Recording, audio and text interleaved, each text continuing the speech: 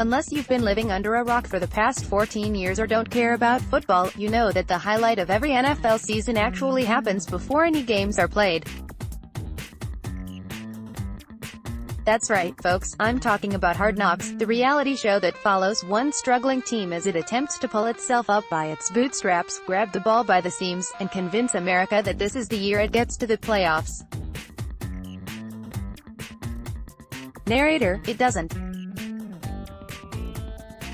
The teams that participate don't usually end the year with a winning record. The Rams went 4-12 in 2016, the Bucs went 5-11 in 2017, the Browns went 7-8-1, which was, admittedly, an improvement on the past 11 years, in 2018. But Hard Knocks can be highly effective at changing the conversation around a team. The stories that come out of each episode permeate sports media like spilled press box coffee onto a napkin, with great urgency, so they allow the franchise to set the tone and tee up storylines for the rest of the year. Take the Browns. Last season they wormed their way into the country's collective heart thanks to former offensive line coach Bob Wiley, GM John Dorsey's incredible crewneck sweatshirt and khaki shorts combination, wide receiver Jarvis Landry's impassioned speeches and quarterback Baker Mayfield's general coolness. Even the Rams' disastrous season 3 years ago gave us Jeff Fisher and the fact that defensive end William Hayes thought mermaids were real. The series humanizes a team, pulling back the curtain on players and coaches during training camps and preseason games in a way that only reporters get to see firsthand. It can also show a huge range of dysfunction, however carefully the image is managed. So when it comes to choosing a team to mic up and film, you can either hope for an underdog story of resilience or an internally disastrous train wreck from which we can't look away. VRENTAS, Bob Wiley, Hard Knocks breakout star, gets one more moment in the limelight in order to be eligible. A team must have missed the playoffs the last 2 seasons, can't have a first-year head coach and can't have been on the show in the last 10 years. This year that leaves us with the New York Giants, the Raiders, the Lions, the 49ers and Washington. So which should it be? Here are the cases for and against each team's appearance on the show, from least compelling to most. There aren't many compelling reasons to put the Giants on TV this year. Sure, they still have the ever-entertaining Odell Beckham Jr., and yes, it might be amusing to watch Eli Manning's face in meetings. Not to mention the inevitable cameos from his father and Manning mastermind Archie. But I want the Giants to wait until Manning finally rides off into the sunset and there's a new quarterback in town. If a team only appears once every 10 years, let's make sure we make the most of it. Final verdict, there would be something very dark about watching the end of Manning's time with the team as opposed to waiting until the franchise has new hope. Washington is a garbage fire in a deeply sad and troubling way. From the team's racist name, to owner Dan Snyder-ness, to QB Alex Smith's gruesome leg injury last year, I fear this franchise would be better suited for a horror film. There just isn't much funny or hopeful about the team at this point. Coach Jay Gruden would mumble through some speeches, which could be somewhat entertaining, but he's nowhere near as compelling on camera as his brother John, who coaches the Raiders. We'll get there in a moment. Look, when it's the year 2019 and one of your quarterbacks is Mark Sanchez, several things have gone horribly wrong. And I'm not sure this is something anyone wants to see.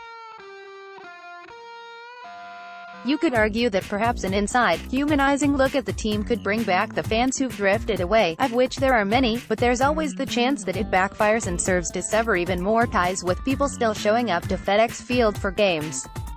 Final verdict, no one wants this. And, knowing Washington, if they got it anyway, they'd find a way to screw it up. Or what the Joe Flacco trade means for the Broncos, the Ravens, Nick Foles and the 2019 NFL Draft. The Lions certainly check all the boxes. Head coach Matt Patricia is entering his second year with the team. They definitely didn't make the playoffs last year and they've never been on the show before. But setting up a bunch of cameras in Detroit wouldn't make for great television. Yes, there's plenty of dysfunction, but in order for that to be dysfunction, there has to be a level of playfulness involved, especially coming from the top. Patricia is not playful. He snapped at media repeatedly last year. He corrected a reporter's posture and reportedly showed up late to press conferences. The best seasons of Hard Knocks are those when the coach goes along with it to a certain extent. It's hard to get compelling, or at least funny, clips when someone stonewalls you. And Patricia has made it very clear that he wants no part in this, saying to ESPN, "I think Jon Gruden is an excellent choice for that show. I think the Oakland Raiders and everything they've got going on right now would be fantastic viewing for everybody to watch." Final verdict. You know how the first rule of improv is, yes, and that applies to Hard Knocks, too. Patricia won't go softly into that good show. And since leadership trickles down, you're less likely to see players opening up for the cameras when they know their coach hates everything about the situation, which brings us to, head coach Jon Gruden would be a true delight on camera.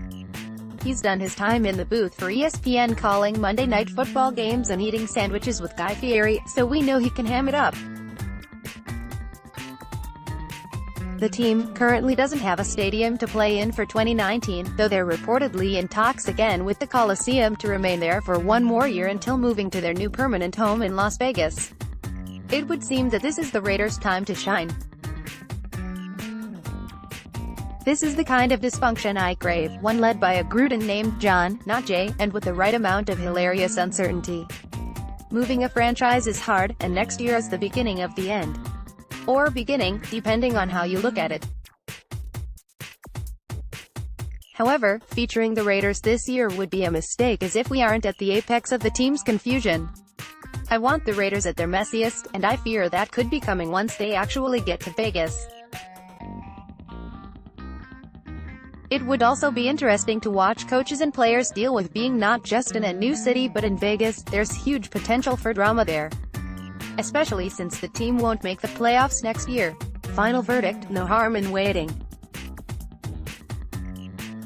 NY, ranking the NFL's neediest teams heading into free agency and the draft last year. Much of the offseason buzz surrounded the promising quarterback who left New England in a blaze of drama, but it died down quickly when Jimmy G tore his ACL and was out for the season.